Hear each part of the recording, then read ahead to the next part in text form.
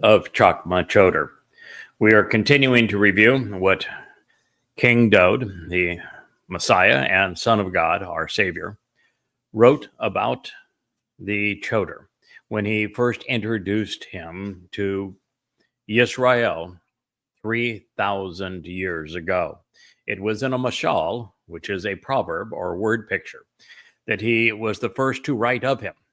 The second to write of him would come 300 years later when Yeshaya devoted the entire 11th chapter to presenting the attributes and purpose of this individual who serves as a stem off the main branch, a sucker to give new life to the fallen stump that is Israel, as well as a rod of divine judgment to hold those who have abused God's people accountable.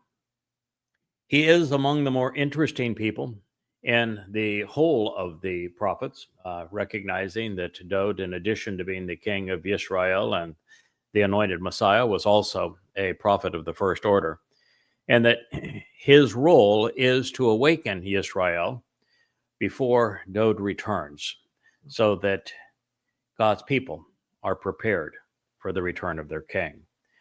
Well, you want down Wookiee? I think you do, as opposed to being in the show. Well, we'll hold you here for a second and see how that works out for you.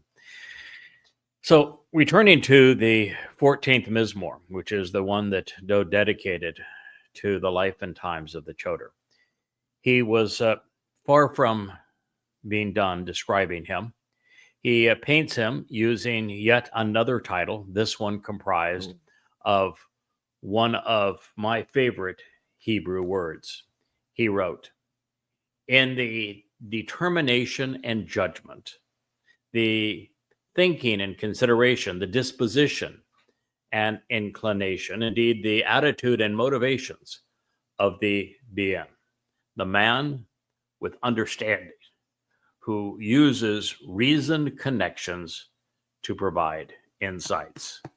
Bien, one who perceives, who discerns, who comprehends through rational associations and prudent considerations." Wookiee, I think I'm going to have to send you down because you're way too interested in that doggy and the other video screen. All right, so Wookiee is going to go over and play producer as opposed to co-host. But that's the way it goes. It's tough to find good talent. So he says, in determination and judgment of the Bien, the man with understanding, using reason connections to provide insights, intellectual dexterity, disciplined thinking, and the capacity for wisdom, that he will settle and reside an ongoing spiritual alliance. Nuach, he will be restored and rest. Call imperfect, third person, feminine, addressing the Chakmah, which is singular, this Chakmah Choter. Well, that's a lot to say about this man, and he was not finished even in this statement. He would continue.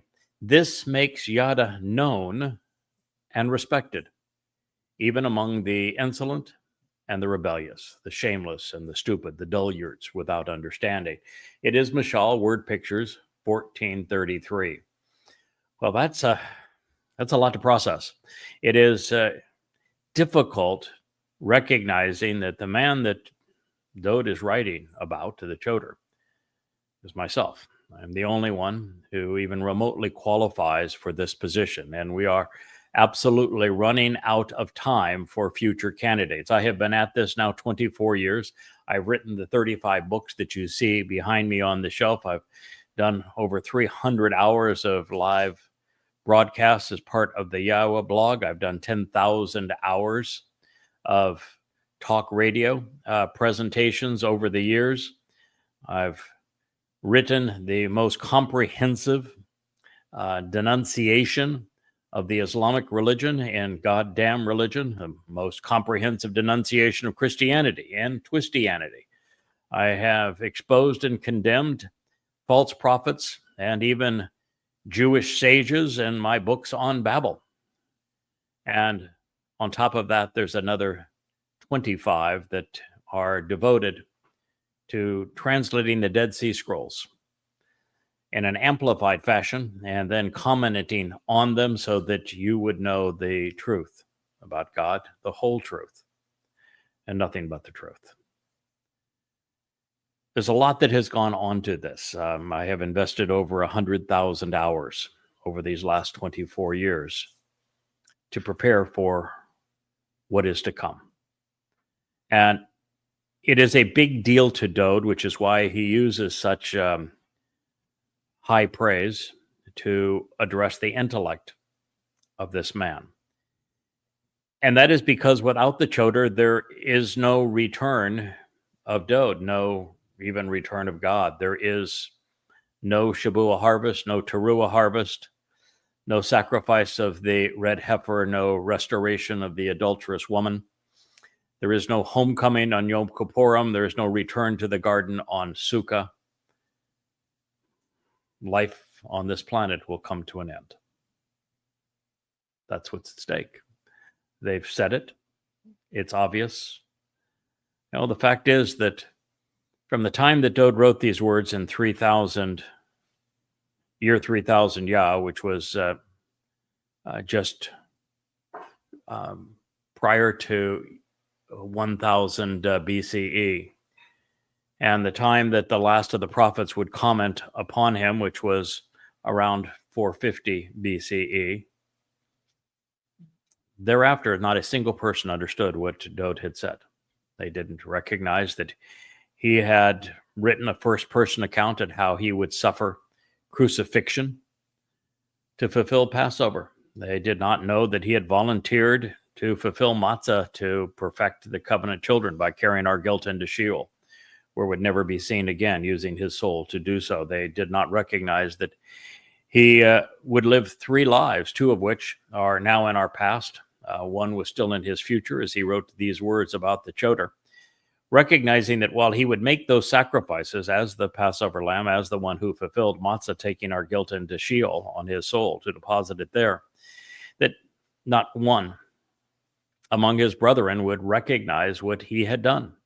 In fact, from the time that he actually fulfilled these prophecies regarding Pesach, Matzah, and Bakodim, until Yahweh asked me to intervene in this role as the Choter, not a single Jew, not a single person on earth recognized Dowd as the Messiah, the Son of God, our Savior, the returning King, who told us he would arrive in 33 CE to fulfill Passover, unyeasted bread, and firstborn children, or that he did so.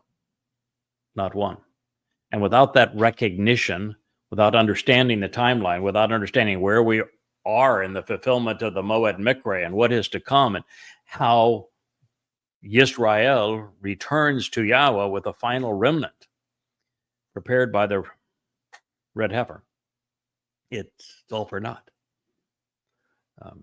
It says as much in Yirmiyah as it does in Zechariah, as it does in Malachi.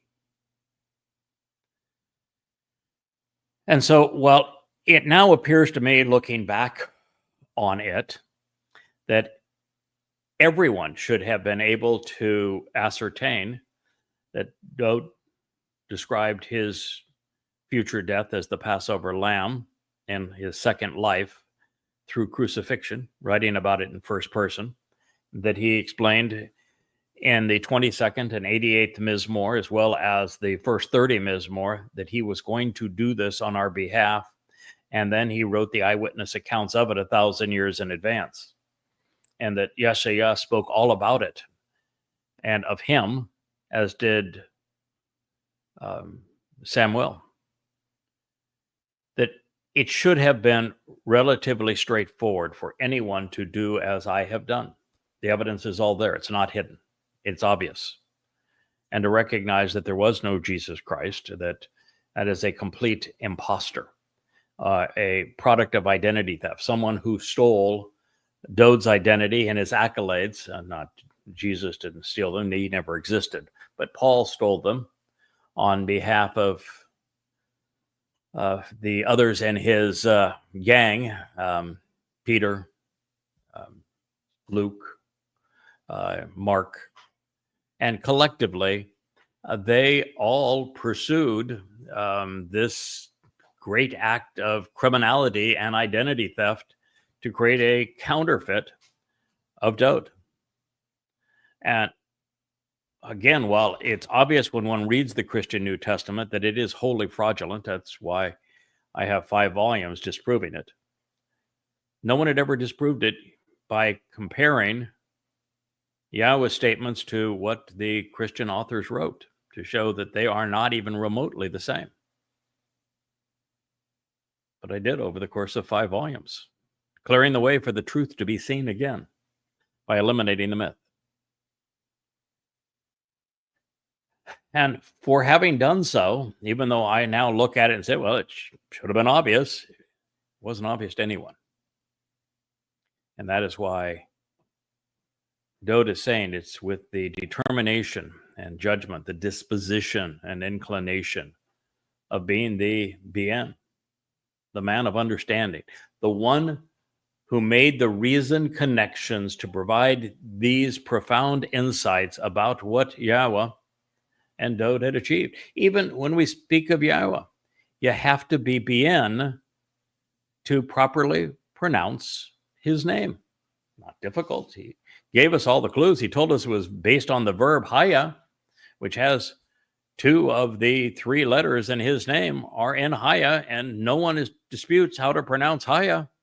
And the book in which all of it was presented to us, where his name was given to us, is called the Torah, and the O in Torah is from the only other letter, the Wah.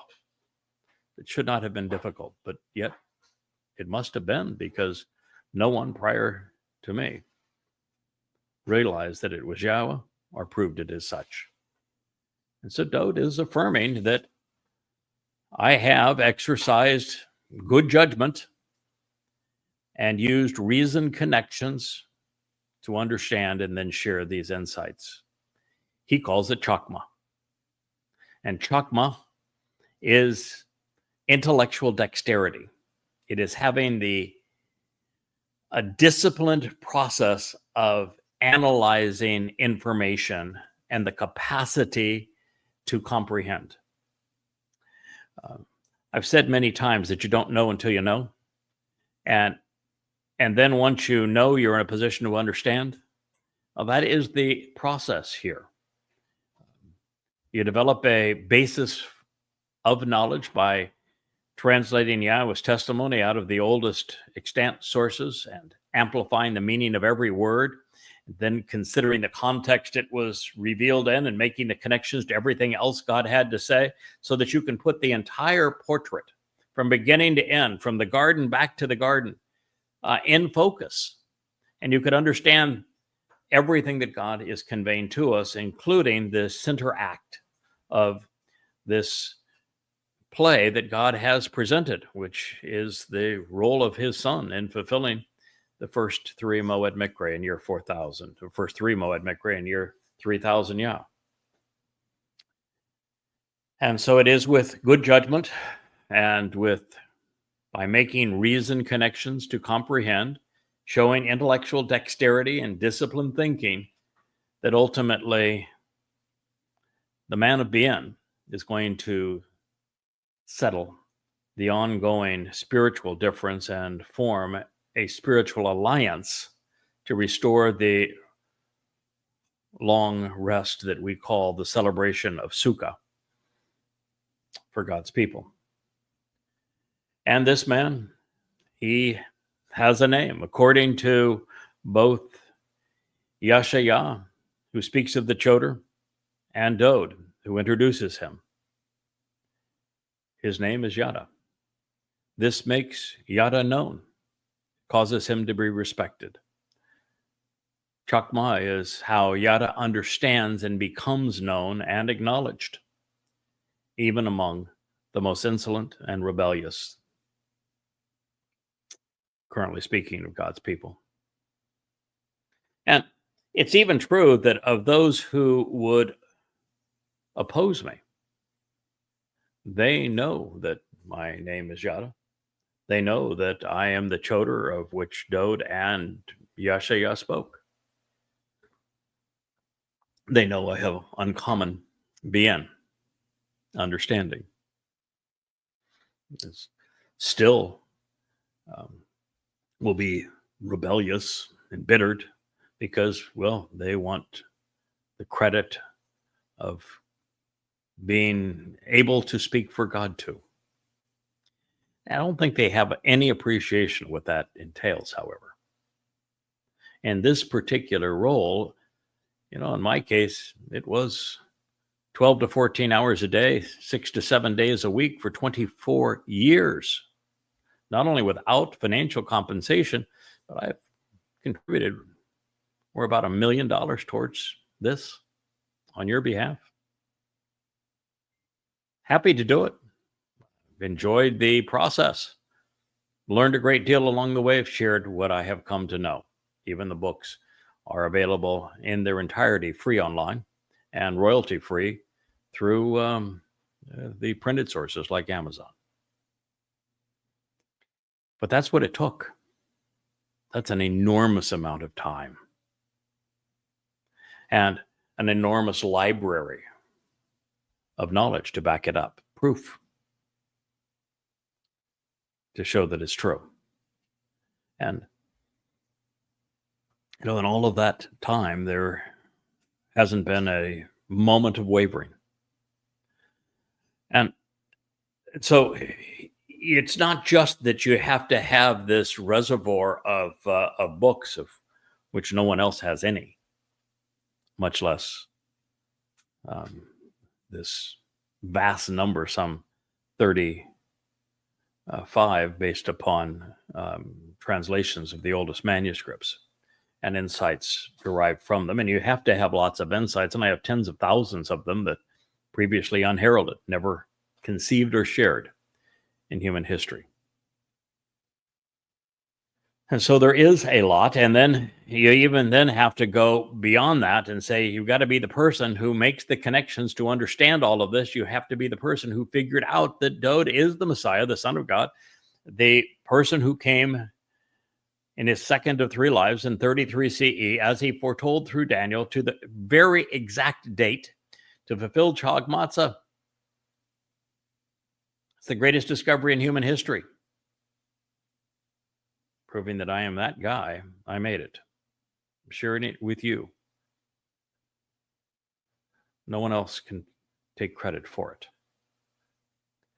And of course, then they have no idea what more it entails, or they do, but don't want to deal with the fact that the Choter is ultimately one of the 2 people whose sacrifice matters for Israel. Just like Dode laid down his corporeal Bashar body to fulfill Pesach, I will lay down mine on Towrah to perfect the adulterous woman so that she is ready to be betrothed to her returning king. So that is it's a lot to process. It's a lot to ponder. It's a lot of responsibility. And, we learned earlier when dealing with a previous statement, when I think it's like the 4th statement and the 14th mashal. Dode uses 2 terms to describe the Choter as a bull, which is the role of the sacrifice of the Adam Parah, by the way. And he says, without that bull, the covenant crib's empty. The manger for the flock has no sheep. So there's a lot writing on this.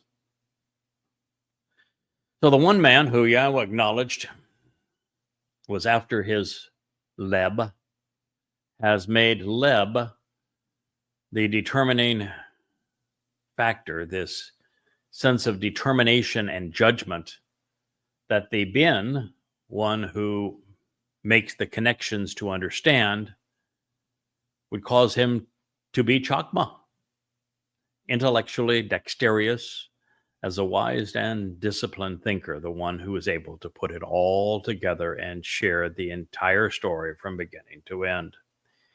He even foretold that the Ruach spirit of Chakmah, wisdom and intelligence, would nuach, settle upon and reside spiritually in alliance with Yada, the one who knows and acknowledges these very things. Well, I appreciate the answers now that we have canvassed the great treasures of Dod's 14th Mashal, and I have no more questions. However, just to make sure that we would all come to the same conclusion, all in time to capitalize on what the Chakmah Choter is offering as Yada, by being Sadak, Yahweh inspired this bien insight.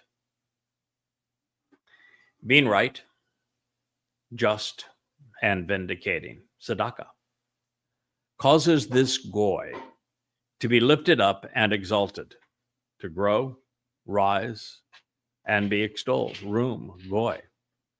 To be a Gentile who is raised on high and uplifted so he can contribute, even to be presented as a sacrificial offering. And the poel imperfect, where the goy endures the effect of being raised and extolled, even while serving as an atoning offering for purification and cleansing for those missing the way,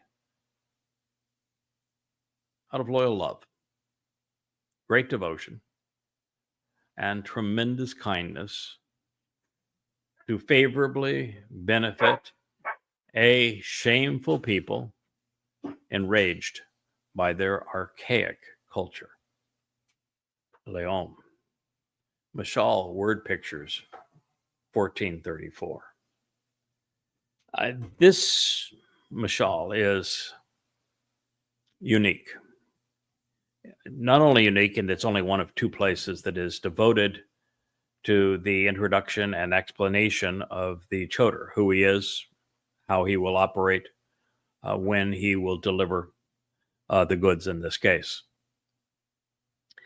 But it is unique in that it is like the 89th Mashal, Mizmor, or song, the psalm that Yahweh wrote on behalf of his beloved son. When you're reading the 89th Mizmor, the lyrics that Yahweh wrote on behalf of Dod, to tell us that he was his son, that he was the Messiah, that he was our Savior, that he was the returning king, his beloved, his chosen one. Every line that God wrote hit you right in the heart. It's just one exclamation point after another. It's emotionally and intellectually brilliant. And one of the closest things to it is what Dod wrote of the Choter, his herald, the man who reintroduces him to his people in the 14th Mashal word picture. Every last line is a bullseye to both brain and heart. And here we go from this bien, Chakmah, being Yada, to us learning that from Dod and Yahweh's perspective, not only is he right, but he is one in tens of billions of people. He's a goy who is right. The Choter is a goy. The man who Yahweh says through Yashayah was given 7 spirits, the 7 spirits of Yahweh, of Chakmah being the first of them, and Bien being the second. Here, both of them re-emphasized in this statement. It begins with, well, the first is the Spirit of Yahweh, so that you would actually know Yahweh's name, and you know who you're working for and with. And the second and third are the Ruach of Chakmah and Bien. And what do we have here? Bien and Chakmah.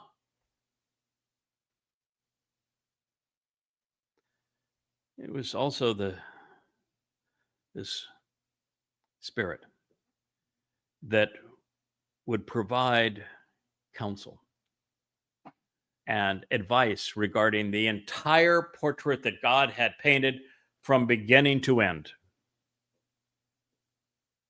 of the attribute. Well, there's two attributes that make Dod. First of them is Sadak.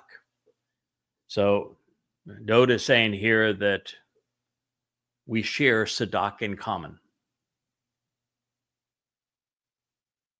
We're both right and vindicating when it comes to God. But in addition to that, Yashaya would say that the Choter has the Ruach of Gabor. And Gabor is the other attribute that makes Dod so exemplary. Yes, even Leb is one of those. He was the man after God's heart. But Gabor is why Dod received the name Gaborel, the most passionate, intense, capable, and courageous man of God. He's the one who spoke to Daniel, telling him exactly when he would arrive to fulfill Pesach, Matzah, and Bakodim. And so in saying these things, we find that the lesser luminary, reflecting the greater luminary's light, is reflective not only of what Dod has said, but of who Dod is. Like Dod, his heart is similar. His Bien understanding is similar. His Chakmah wisdom is similar. He is similarly Sadaka. He is similarly Gabor. He is similarly a counselor, giving advice on behalf of God. All of these things come together in this one individual on behalf of the other individual. Well, David, he is the star of the show. He is the returning king. He is our savior. He is the anointed Messiah. He is the firstborn son of God. He is the chosen one. But nobody knows it. And so God inspired a Choter, who Dod, of course, got to introduce to the world, who was going to restore Dod's stature to his people. So with that, what I have come to know of him as the Messiah and the Son of God, the actual Messiah and the actual Son of God, who actually saved us by arriving in 33 to actually be crucified to fulfill Pesach, and who is the one that God called out by name and saying that he is returning as king. That one. It's my job to herald his return, and to do so such that his people, Yisrael, are aware of who he is and know that the false messiahs of Jesus, Iesu Christu, and Bar Kokhba are nothing but replacements, substitutions for the man who actually served in that capacity. And in this way, not only was Dod right about God and vindicating, but his Choter, his herald, is right about him and the fact that he is vindicating. And all of the things we have read. We go back to the presentation, and we'll return to it momentarily, of Dod's son, Solomon, introducing Yisrael in the last days to the Nakri, who is an observant foreigner, not of your people, Yisrael, the Sagoy. And here in the introduction of Goy to Yisrael, in the 14th Mashal word picture, Dod tells us that this man is not only right and vindicating, he is not only Chakmah, wise, he is not only Bien, a man of understanding, who is Sadak, right, the bull, who will fill the cradle that is the covenant family by fulfilling Towrah, whose name is Yada, but that he's a goy. Process that, Israel. Your king, the ultimate Yehud, the exemplar of Yisrael, the man who united Yisrael, who built the city of Dod as the capital of Yisrael, the one who acquired the Temple Mount for the home for Yahweh's name, the covenant family home to be built, the one who waged 66 defensive battles to protect Yisrael, the one that Yahweh chose, the Messiah, the one who with a single stone took down the Philistine, just as he will take down all of those who call themselves Palestinians with less than a stone with a word of his mouth. That's Dod.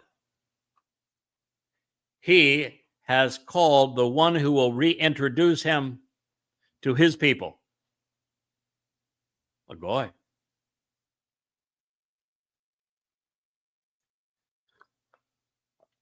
And if that were not profound enough, and on a 1 to 10 scale of what we have just read in these last two statements, it's a 100 on a 1 to 10 scale. It might even be a 10 gazillion on a 1 to 10 scale.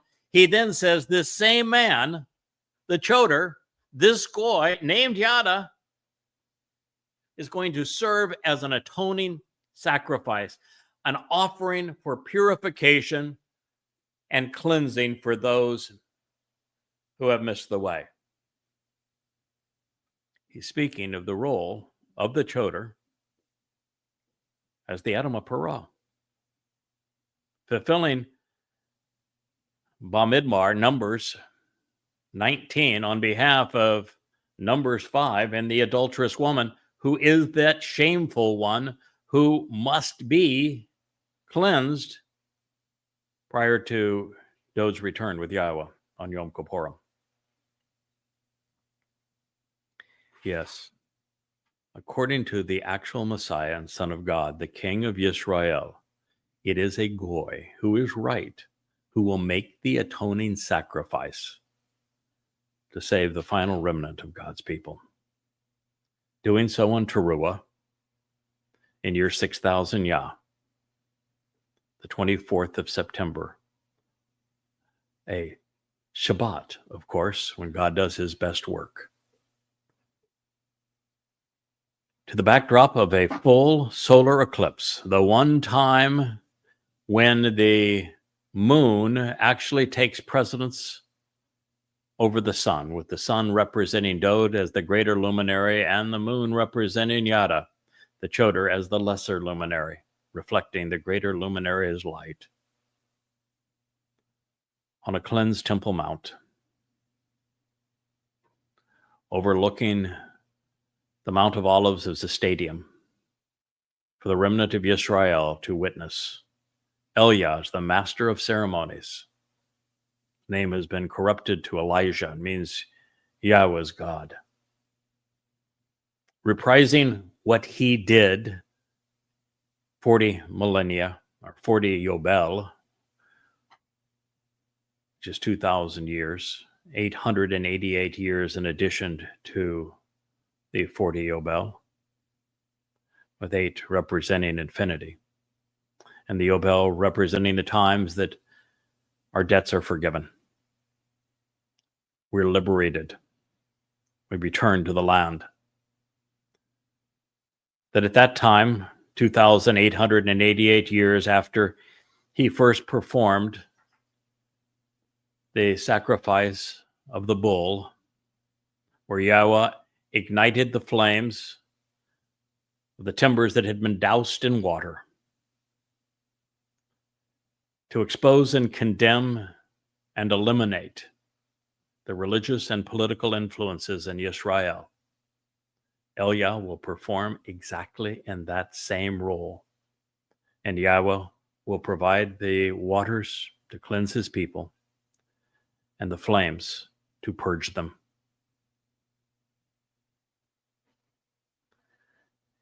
Yes, indeed, the Choter is the bull who fills the manger and the crib of the covenant family,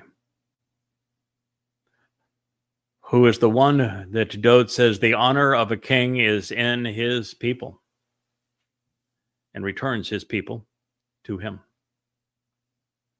But the sacrifice he will make is the Adamah Parah, the bloody red man of Edom,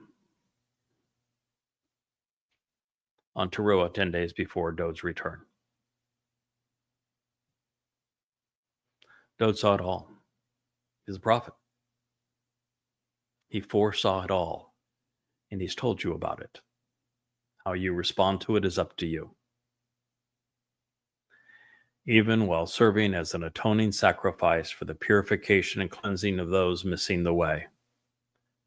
Doing so out of loyal love, great devotion, and tremendous kindness to favorably benefit the shameful chesed, which is based on 4Q Proverbs, where there is some confusion over whether the concluding deleth may be a rosh. So if so, chata'ah would have to be rendered using its darker definition of missing the way, while it becomes chasir, diminishes.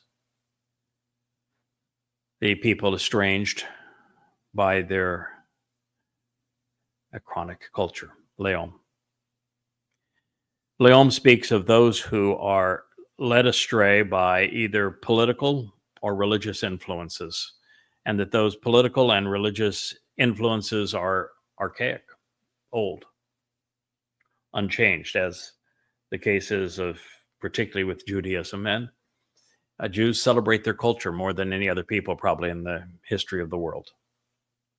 I wish they celebrated their ethnicity and their covenant relationship with Yahweh instead, but they are who they are.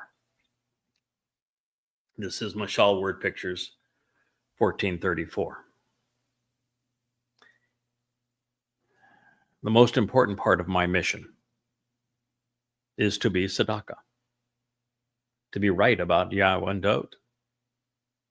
This is what causes this goyim to grow and rise in stature. Being right about God is exceedingly rare. And so when somebody is right about God, God pays attention. He is tzedakah, vindicating, because he chata'ah. He serves as an atoning offering for the purification and cleansing of those who had missed the way. It is an act of great chesed, devotion, a demonstration and projection of a father's chesed, love for his people. Those who will have been leom, estranged by the archaic culture of their religion, will give it up.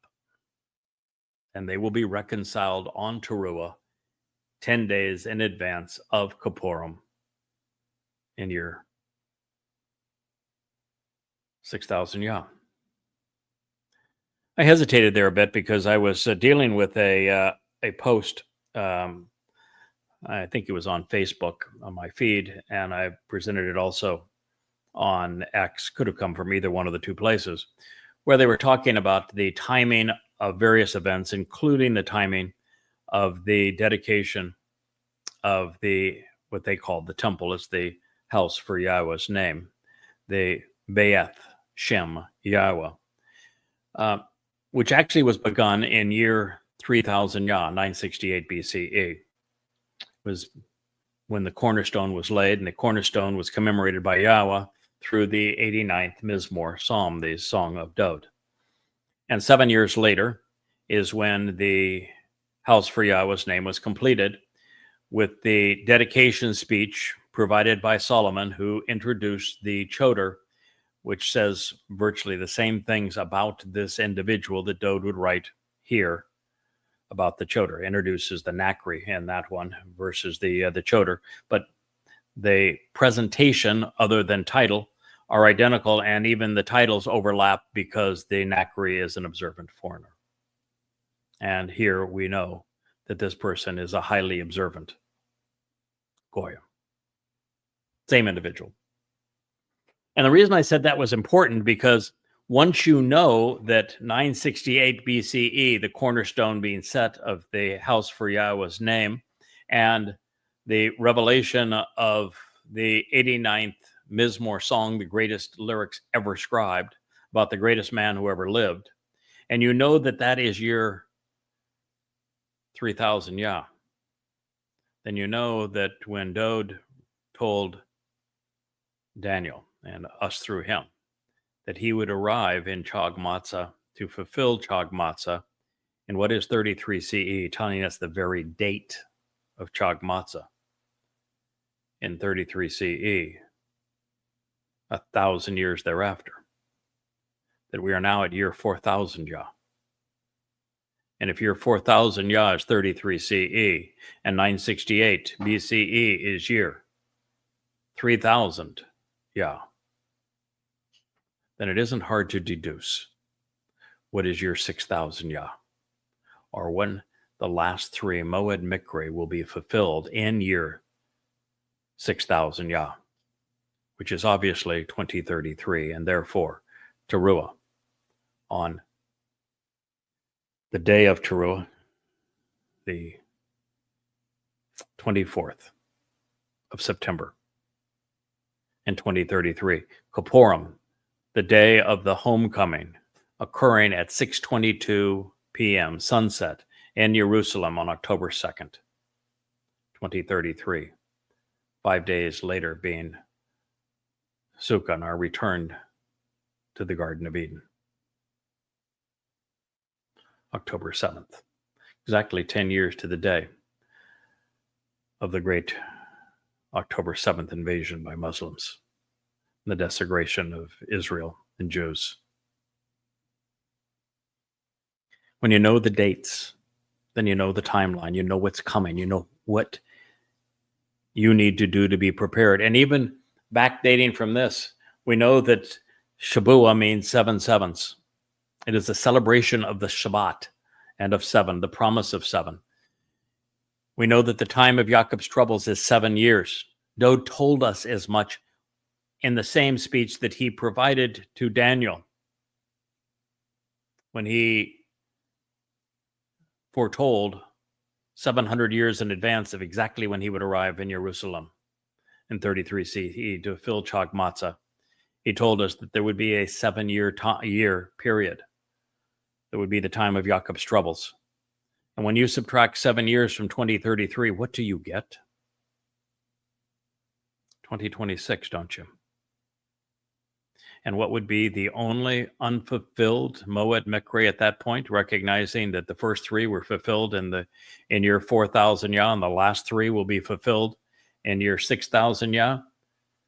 So 7 years before that, what is the one in the center of the menorah over there? It's Shabuah, isn't it? Even called 7 years before year 6000 Yah in 2033. That would be on May 22nd, also a Shabbat in that year. And then you can put the pieces together, because Yashayah in the 17th chapter told us explicitly that concurrent with the Shabuah harvest, Israel's going to be thinned at the waist and become indefensible as a result. And then goes on to describe America in some 40 different attributes, to say that it is America's responsibility ultimately for thinning Israel at the waist, which is why it was so easy for me to deduce that since that is going to occur on the 22nd of September, or 22nd of May in 2026, in the fulfillment of Shabuah, and that it's concurrent with Israel having its heart ripped out by America, that it is Donald Trump that is the next Neville Chamberlain. The prophets have spoken. They have never been wrong. And now, Israel, you know your fate. You know when these things are going to occur. You can be prepared. Well, it is astonishing in the pronouncement of what Dowd would have to say about the role that I would be asked to fulfill on behalf of Yisrael and Yehudim. It's a tough audience, of course. You don't get any applause when you're playing to this crowd. Yahowah didn't get any recognition. Moshe was abused by them. Dowd has been spit on and ignored by them. So it is a tough crowd.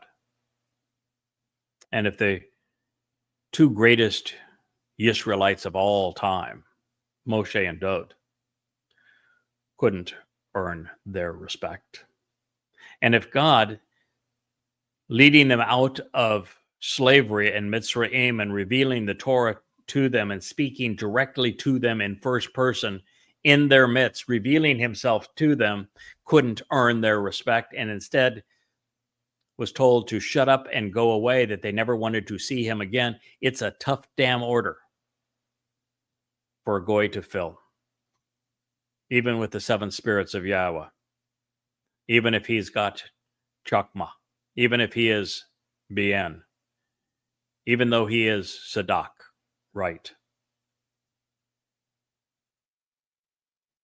And make no mistake, other than the support of Yahowah and the members now of the covenant family that are rallying around this cause and trying to help amplify this message so that it is received by you, I'm alone in this effort.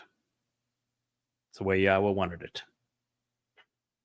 One voice against the world. One voice to get the attention of his people. He told Israel that he was disappearing and that he was returning to Shamayim because they were irascible. They were impossible to be around. That he was divorcing himself of them in Hosea around 700 BCE, 2,700 years ago. And he did not return until just 24 years ago to fulfill these prophecies regarding the Choter, the Nakri, the Bashar, Yada. And on your behalf. Question again, what are you going to do about it?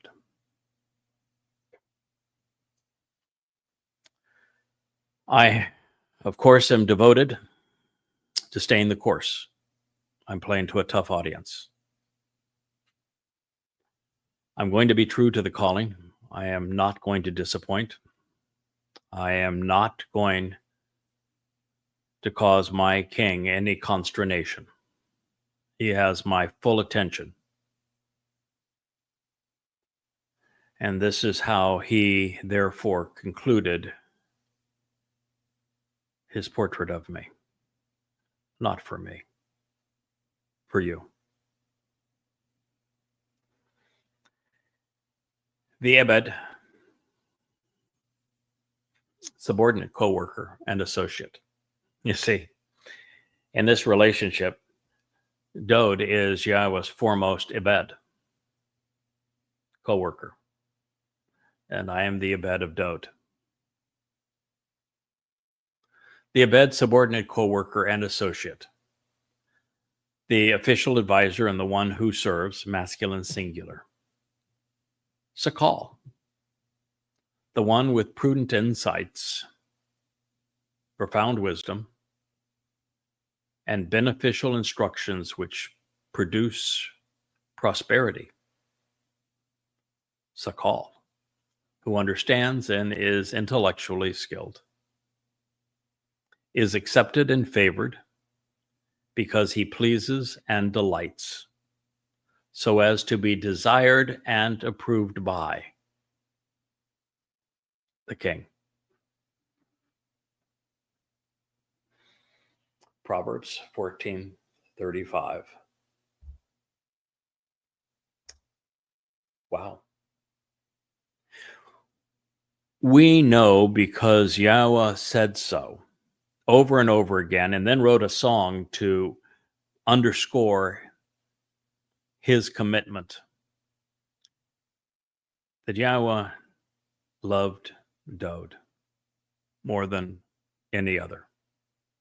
He even called Dod, which means beloved. He even wove Dod's name into the name of his people, Yahud, Yahweh and Dod, Yahweh's beloved.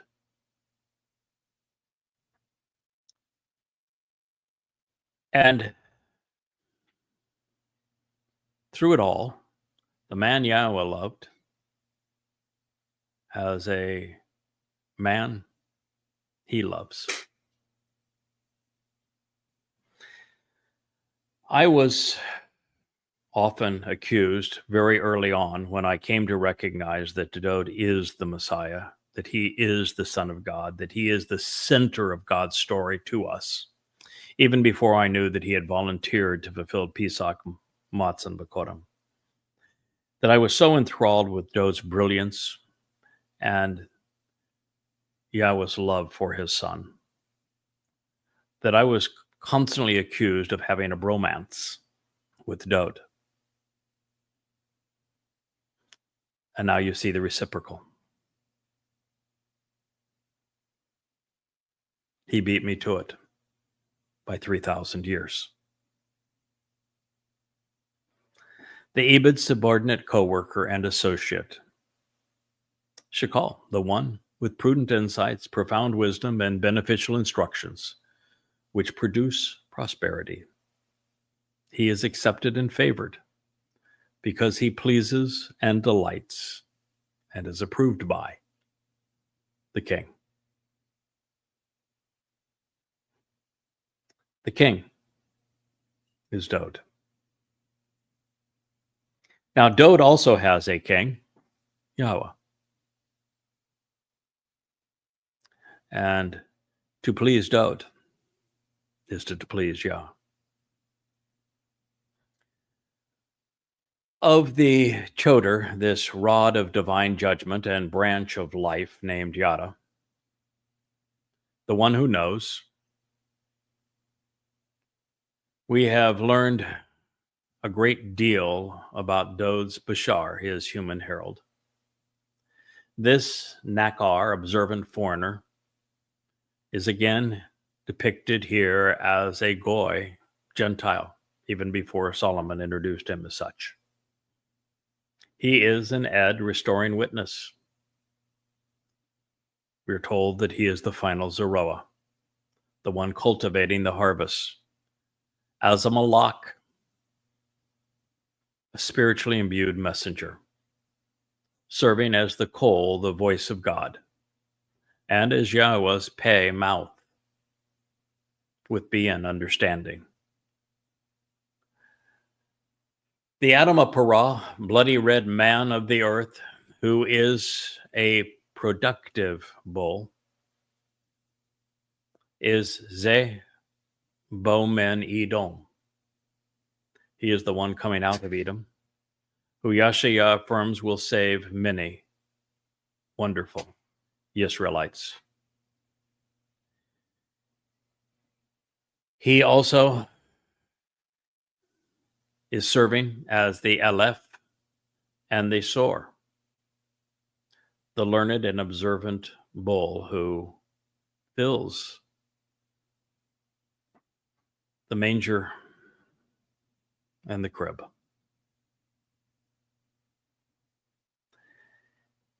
It was already an elaborate array of names, of titles, to which Dode either reinforces or has augmented throughout this mashal. But let's consider them, because this is the order that the King of Yisrael, the Messiah, Son of God, and our Savior, the ultimate shepherd, the chosen one, the chosen one, presented and wrote. Choter, a rod of divine justice, a stem off the main branch, a productive sucker from the fallen stump. Aleph, a learned and productive bull who increases 1,000-fold. Shor, an observant bull who cares for and helps others. Ed, the restoring witness to the eternal testimony. Bien, one who derives the proper connections to understand. Yada, one who knows, acknowledges, and comprehends. Ish Tob, the proper, productive, and good man. Arum, the prudent and discerning, sensible and disciplined, perceptive and judicious one. Chakam, the intelligent one, who learns, understands, and then teaches, the wise and circumspect one. Mazima, the one known for his discretion and his conclusions, his deliberations and resulting decisions. Chanan, the one who is generous and fortuitous. Bashar, the human herald. Sadak, the correct and vindicating one. Abed, the subordinate co-worker and associate. Shakal, the one with prudent insights, profound wisdom, and beneficial instructions, producing prosperity. Say, well, since Leah, God's gift to me, asked me to include the following related citation. As we conclude this program, I will share it with you.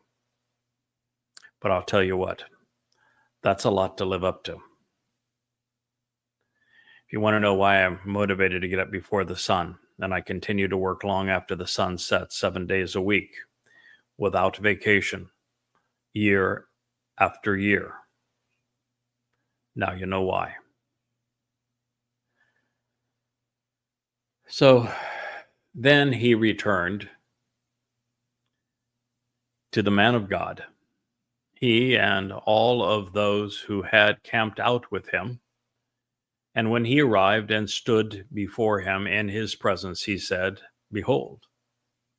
Now, with a sense of heightened awareness and considerable urgency, I recognize Yada, and that he knows and understands that it is certain there is no God in all of the earth except in Yisrael. And so now you are strongly encouraged to choose of your own accord to grasp hold of this blessing regarding the person bringing reconciliation and association with your coworker. Malachim, 2 Kings 5:15. We have finished the mashal, the word picture, written by our king, the prophet Dode, our Savior, the Son of God and Messiah, as chronicled in his 14th mashal word picture proverb. But we have just begun to explore what Yahweh wants his people to know about this man, the time that he will live, what it means to Yisrael to listen to him. And so in our next program, we will proceed with statements from the second to the last of the prophets, Zechariah. I am absolutely certain that you will find what Yahowah has to say riveting. And I look forward to sharing you those insights with you. I am Yada, the Choter, and this has been the 10th episode of Chakmah Choter in the YAHOWAH blog. Thank you for listening.